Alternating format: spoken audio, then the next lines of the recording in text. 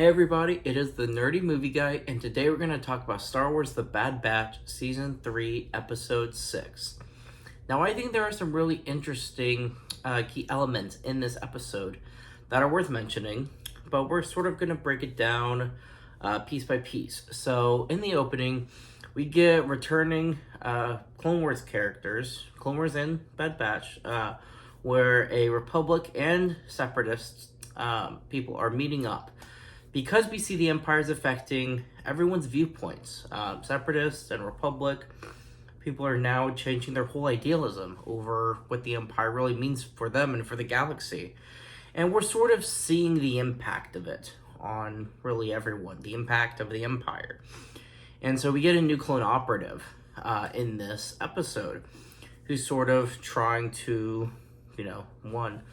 just kill Rex and, his informants. So I noticed online someone had pointed out a secondary operative we see in this episode. We get two operatives.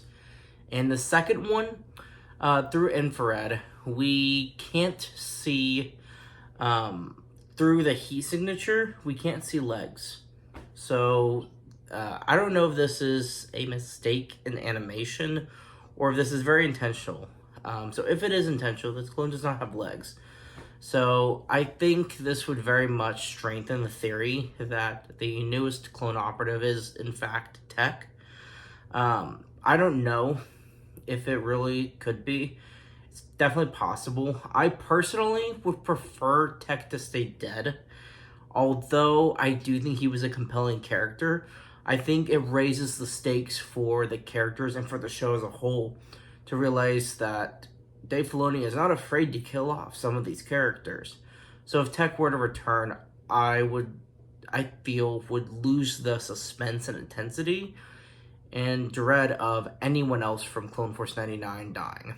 Because if Tech's back, then that means they're all back, and it would be awkward to bring Tech back just to kill one of the other ones off. So regardless, I don't know if this is Tech or not, but so far, there are two clone operatives in this episode. So because of the first one, Rex takes this one prisoner, and this is where we get to see some other familiar clones that have been hanging around with Rex from sort of most of Season 2. We also get Captain Hauser. He returns as well.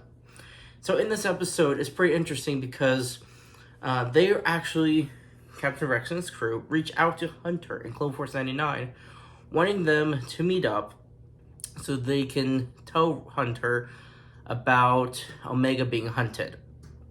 And as fans, we realize that the Empire's been hunting her for a while, and in this season especially, and why.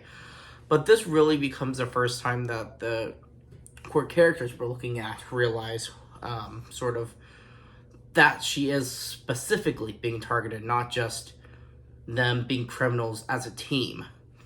And so this sort of brings in new dynamics. We get to see Hunter and Rex again, which is pretty cool because we did get them teaming up together in the first arc of Season 7 of the Clone Wars. So it is neat to see them together again. And the dynamic between Hunter's team has now changed. And we finally see them accepting Crosshair as one of their own. Because when they meet up with Rex on this location, on this monastery on Tep, which we saw in Star Wars The Clone Wars movie in 2008. So it's a returning location. When Hunter's team does meet up with Rex, Hauser is quick to distrust Crosshair, and with good reason. Crosshair was an Imperial for a while. Now, although as viewers we get to see his character development and his growth as a person and a character, the other clones in the series don't realize that. That's not what they're going to see. They're just going to see an Imperial ditch the Empire and hanging out with Hunter again. So they're not going to see the big picture or the growth or development there. So this is also pitting different dynamics between sort of different kinds of clones, because that's what this episode is to me, is we're seeing so many different kinds. We're seeing the defective clones. We're seeing Captain Rex. We're seeing clone operatives. And in a familiar Clone Wars specific location. So this really has a lot of Clone Wars vibes. And although this show has clones as the main characters, this episode felt more closely to the Clone Wars series than another single episode, in my personal opinion. It just had the vibes, the familiar location, familiar characters. It just had everything I needed to be reminded of the joy of the Clone Wars again. And so that was really, really cool to see. So in this episode, between the Operative and reinforcements, we do get to see the mind of the Empire again, compromising yet another location and going after them.